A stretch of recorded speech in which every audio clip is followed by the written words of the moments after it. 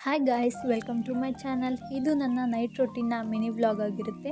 ಪಾಪು ಸ್ವಲ್ಪ ಅಳ್ತಿದ್ಲು ಅಂತ ಅಮ್ಮ ನೋಡ್ಕೊಳ್ತಾ ಇದ್ರು. ಹಾಗಾಗಿ ಅಡುಗೆ ಸ್ವಲ್ಪ ಲೇಟ್ ಆಗಿತ್ತು. ಇನ್ನೇನು ಲೇಟ್ ಆಗಿದೆಯಲ್ಲ, ಬೇಗ ಆಗೋ ಥರ ಏನಾದರೂ ಮಾಡ್ಕೊಳ್ಳೋಣ ಅಂತ ದೋಸೆ ಬ್ಯಾಟರ್ ಇತ್ತು. ಹಾಗೆ ದೋಸೆ ಮಾಡಿಕೊಂಡು ಅದರ ಜೊತೆ ಕಡಲೆಕಾಯಿ ಚಟ್ನಿ ಮಾಡ್ಕೊಳ್ಳೋಣ ಅಂತ ಮಾಡ್ಕೊತಾ ಇದ್ದೀವಿ. ಚಿಕ್ಕ ಮಕ್ಕಳು ಮನೇಲೇ ಇದ್ದರೆ ಹೀಗೆ ಅಲ್ವಾ, ಯಾವ ಕೆಲಸನೂ ಸರಿಯಾದ ಟೈಮ್ಗೆ ಆಗೋಲ್ಲ. ಕಡಲೆಕಾಯಿ ಚಟ್ನಿ ರೆಸಿಪಿ ಎಲ್ರಿಗೂ ಗೊತ್ತಿದೆ ಅಲ್ವಾ, ಹಾಗಾಗಿ ಡೀಟೇಲಾಗಿ ಹೇಳಿಲ್ಲ. ಈಗ ಅಮ್ಮ ದೋಸೆ ಹಾಕ್ತಾಯಿದ್ದಾರೆ.